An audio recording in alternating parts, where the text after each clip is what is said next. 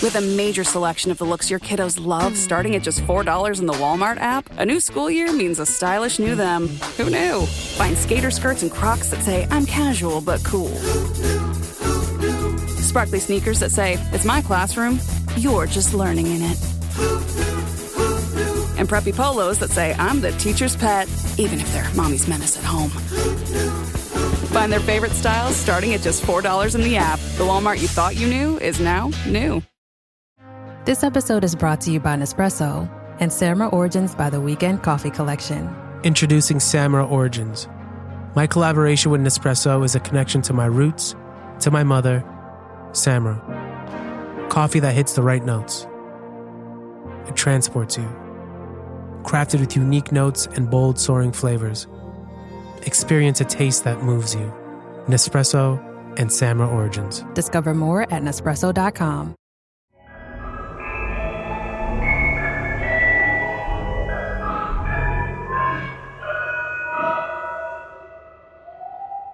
Fala pessoal, aqui quem fala é o Fernando, o apresentador do podcast Receios Obscuros, e esse é o nosso episódio de número 9 do Receios do Além.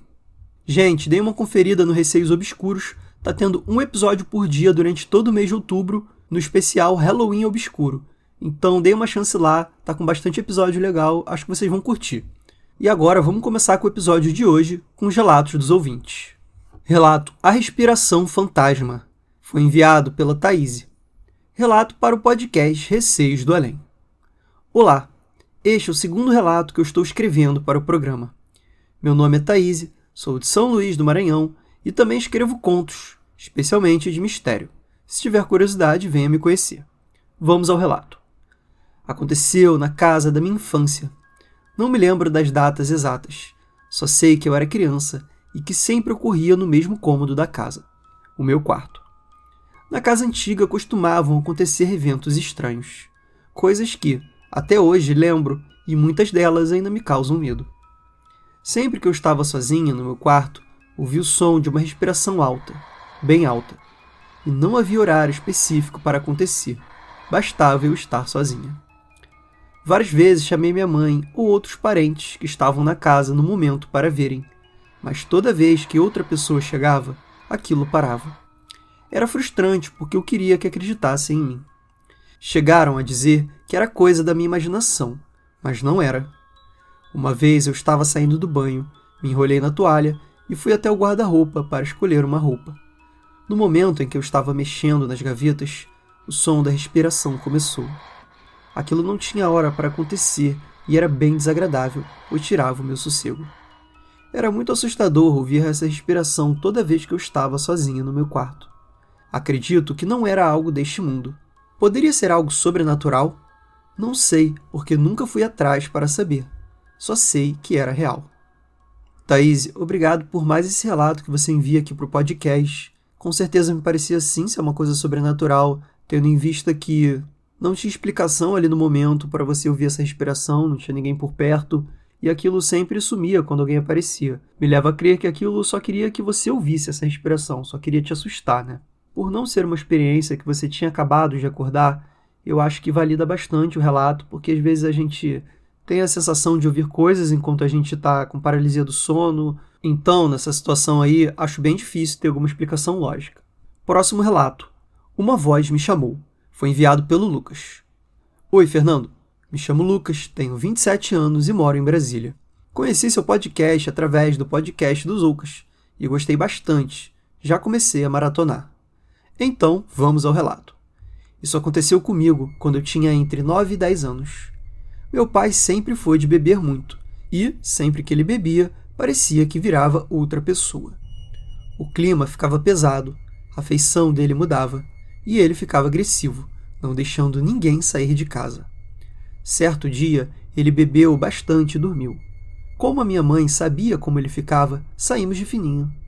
Minha mãe trancou a porta da escada e fomos para a casa da minha tia, para ficarmos lá até o efeito do álcool passar. Para melhor visualizar o ambiente, eu morava em uma casa de 2 andares, onde havia uma escada de canto para o primeiro andar, com uma porta de vidro antigo, daqueles coloridos. Por volta da meia-noite, Meu primo foi até a nossa casa para verificar se o meu pai estava dormindo, para podermos voltar. Ao chegar, meu primo encontrou a porta da escada quebrada e o corredor todo ensanguentado. Ele subiu logo em seguida, procurando pelo meu pai, e o encontrou debaixo da minha cama, em um colchão, conversando com a mãe dele, que já havia falecido há mais de 15 anos. Na hora pensamos que fosse delírio por conta da perda de sangue. Depois que ele foi para o hospital, já acordado no quarto, perguntamos o que havia acontecido. Ele respondeu dizendo que escutou uma voz chamando-o e dizendo para ele abrir a porta, pois sua mãe estava esperando por ele. E um detalhe, mesmo enquanto ele estava no hospital, ainda sentíamos uma presença pesada dentro de casa. Espero que tenha gostado. Se gostar, me avise que eu conto a segunda parte, que aconteceu comigo no dia da alta dele. Parabéns pelo podcast e sucesso nessa parceria com os Ocas. Um abraço. Lucas, um grande abraço para você, muito obrigado pelo seu relato. E aproveitando que você vai contar a segunda parte dele, e eu quero sim que você me mande, então envia lá no e-mail, eu fiquei com algumas dúvidas aqui sobre essa situação. Então você me responde aí na segunda parte, quando você escrever. Por que o seu pai ficou machucado? Isso não ficou claro no relato. Ele ficou ensanguentado ali, até pelo corredor mesmo, ele foi andando e pingando sangue ali em tudo, mas relendo aqui o que você escreveu, em momento nenhum diz o que houve. Por que ele se machucou? Pode ser que ele estivesse bêbado, né? E aí acabou se acidentando ali, quebrando algum vidro, alguma coisa, e se machucou. Mas achei estranho também, quando ele ouviu um barulho na porta, chamando ele, né, para abrir, e dizendo que a mãe dele estava esperando por ele. Era de fato a mãe dele com quem ele estava conversando, ele sabe dizer isso, né? Não sei se ele lembra, tendo em vista que ele tinha bebido, mas será que não era alguma outra coisa, alguma coisa que machucou ele, ou que fez ele se machucar? Não sei, fiquei com uma sensação ruim. Mas se de fato ele confirma que foi mesmo a mãe dele, pelo menos foi uma coisa boa, né? Ele teve essa oportunidade aí de falar com a mãe, mais uma vez, mesmo ela tendo morrido já há mais de 15 anos. Então, eu fico aí no aguardo da segunda parte. E agora foram 4 relatos enviados pela Juliana por e-mail. Fala, Fernando, Zoucas e o pessoal do Relatos do Além.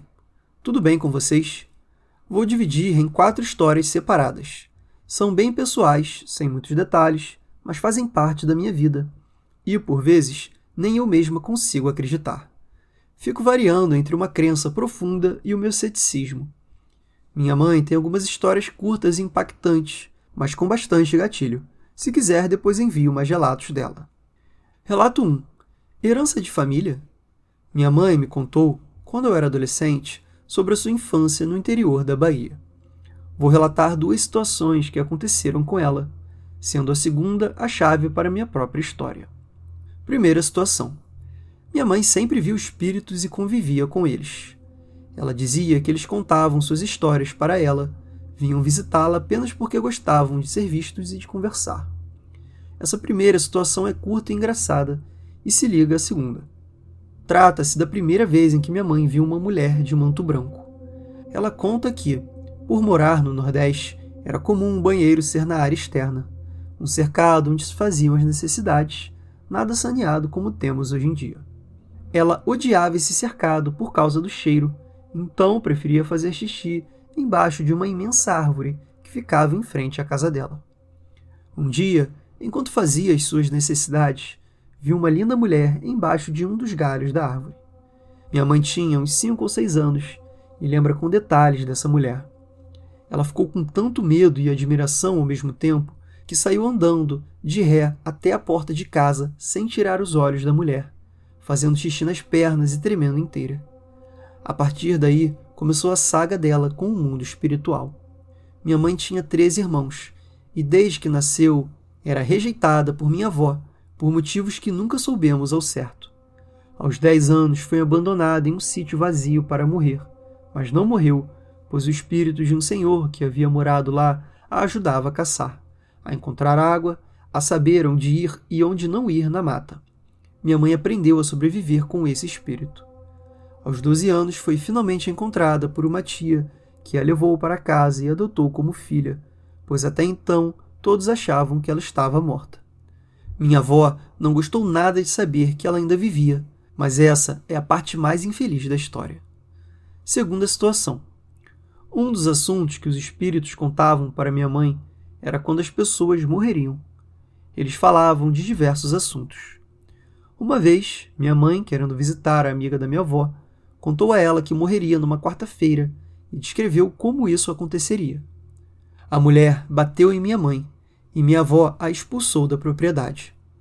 2 semanas depois, essa mulher morreu e todos passaram a xingar minha mãe, dizendo que ela rogava praga nas pessoas.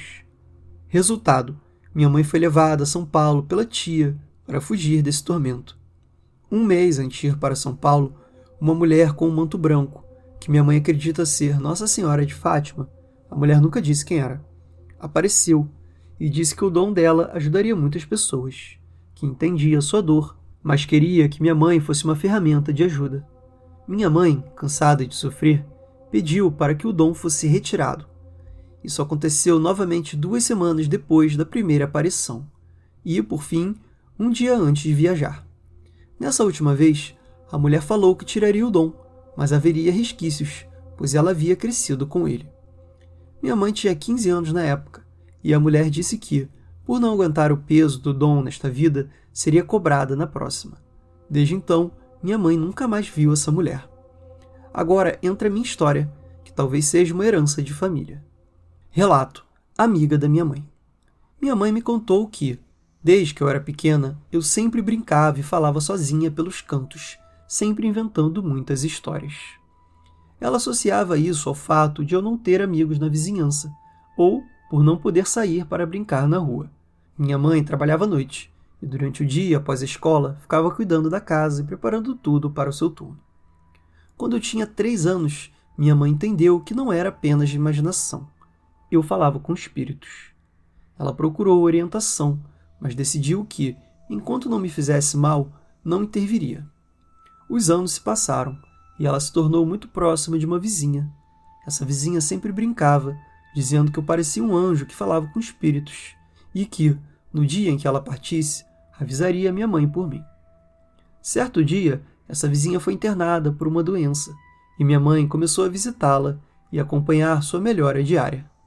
Até que, em um domingo de manhã, enquanto minha mãe lavava roupas, eu cheguei feliz e disse: "Mãe, olha quem veio te visitar, a Maria. Ela disse que precisa ir, mas que te ama muito e que você foi luz na vida dela. Disse também para você não ficar triste, porque ela está feliz e vai descansar." Minha mãe gelou, correu até o orelhão da rua e ligou para o hospital. Recebeu a triste notícia de que, minutos antes, a amiga havia falecido. Naquele dia, minha mãe decidiu que não podia me deixar passar por isso novamente e me levou a alguém para resolver a situação. Deu certo. Além de não lembrar de nada da minha infância até os 7 anos, eu nunca mais vi ou ouvi nada. Ela nunca me contou o que fez, mas diz que pode ser revertido. Ela também me alerta para não procurar nada que me conecte com a espiritualidade, pois tudo voltaria. Não tenho religião e, por não ver ou ouvir nada, às vezes duvido de tudo que já ouvi dela e dos meus outros familiares. No entanto, sempre que começo a me conectar com o meu lado espiritual, começo a sentir coisas inexplicáveis. E aí vem outra história. Relato: paralisia do sono. Essa história tem poucos detalhes, pois já se passaram 7 anos. Desde então, nunca mais tentei explorar o espiritual. Uma noite, após minhas orações, fiz minha rotina normal de sono. Desliguei o celular 1 hora antes, tomei um chá, bebi água, organizei as minhas coisas para o dia seguinte. Nada diferente, exceto o fato de eu estar cada vez mais conectada com minha espiritualidade, conversando com Deus. Quando me deitei, ainda nem tinha dormido direito. Comecei a ouvir o som de correntes sendo arrastadas. Achei estranho, pois vinha do meu quarto. Fiquei morrendo de medo e não abri os olhos. De repente, senti algo subir na minha cama e chamar o meu nome. Chamou o meu nome. Cobri minha cabeça imediatamente e comecei a rezar o credo. O que quer que fosse parecia irritado e puxou meu cobertor. Eu segurei firme e continuei rezando. Então essa coisa deitou em cima de mim e começou a me sufocar com o seu peso. Naquele momento, algo dentro de mim, talvez minha intuição, disse para eu expulsá-lo. Então, baixinho comecei a dizer: "Saia, você não é bem-vindo na minha casa." Mas ele continuava me sufocando. Tentei de novo, mais alto e nada. Até que eu gritei: "Eu ordeno que saia." E de repente senti um alívio. acordei toda a casa e todos vieram desesperados para saber o que tinha acontecido. Até hoje nem eu mesma sei explicar, mas eu nunca mais quis estudar ou me aprofundar no espiritual. Desde então, as sensações estranhas diminuíram, não me sinto mais observada e não tenho vontade de sentir isso de novo. Mas me pergunto, o que aconteceria se eu fosse atrás de aprender sobre o espiritual? Relato: O Homem de Preto. E para finalizar, uma história mais curta sobre uma aparição clássica. Um dia, aos 16 anos, acordei com uma sensação ruim. Olhei para o lado e vi um homem velho, de terno preto e chapéu preto. Ele me olhava fixamente e me deu um alerta. Falou dentro da minha cabeça, e, no futuro, descobri que ele havia dito a verdade. Não é relevante o que ele disse. Era um alerta sobre minha vida particular, mas aquela aparição, aqueles olhos, eu nunca vou esquecer. E, claro, fiz o que todos fariam, cobri minha cabeça com um cobertor. Obrigada por ler. Juliana, obrigado você por enviar esses 4 relatos aqui para o podcast. Eu achei muito pesada a história envolvendo a sua mãe, que a avó dela abandonou ela para ela morrer num sítio, uma coisa horrível. E achei também muito interessante essa parte em que o espírito de um senhor ajuda ela a caçar, a encontrar água, aonde ficar na mata. Você disse que ela foi abandonada aos 10 e encontrada aos 12. Ela ficou 2 anos sobrevivendo sozinha nesse local. Realmente é até difícil acreditar que não tenha sido uma ajuda espiritual, né? Tendo em vista que nenhuma criança de 10 anos conseguiria viver sozinha por 2 anos, sem nenhum adulto, sem comida, sem água praticamente, né?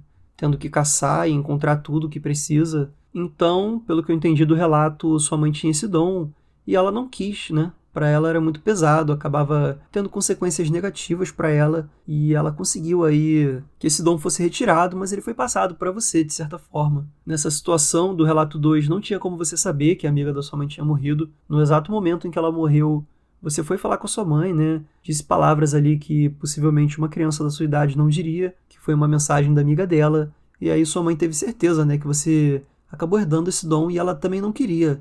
Ela possivelmente estava traumatizada aí com tudo que ela viveu e não queria que você sofresse coisas parecidas. Os relatos 3 e 4 são exemplos de resquícios aí da sua mediunidade, que foi revogada também, né, segundo a sua mãe. Mas, por você tentar essa conexão com a sua espiritualidade, você acabou encontrando coisas, né? Não necessariamente a gente sabe o que a gente vai encontrar quando a gente entra em contato com espíritos. A gente pode encontrar coisas boas, coisas neutras, coisas ruins. Nesse caso do relato 3 foi ruim, né? Aquilo parecia tentar chamar sua atenção, tirando esse peso aí que ficou em cima de você. É realmente uma situação que assustaria qualquer pessoa. Já o relato 4, não sei exatamente o que disse para você, se foi algo positivo ou negativo, mas independente disso, de qualquer forma, esse homem do chapéu aí é uma figura comum aí entre os relatos de terror que eu conto aqui no podcast, tanto no meu quanto aqui no Receios do Além, e eu espero que tenha sido algo positivo, né? Você não deixou claro. E é isso, gente. Esse foi o episódio de hoje. Espero que tenham gostado. Novamente, não se esqueçam que tem o Halloween Obscuro, lá no Receios Obscuros, um episódio por dia durante todo o mês de outubro, totalizando aí 31 episódios no mês. Caso vocês queiram enviar os seus relatos, é só mandar pelo e-mail receisdoalém@gmail.com. Um beijo a todos e até o próximo episódio.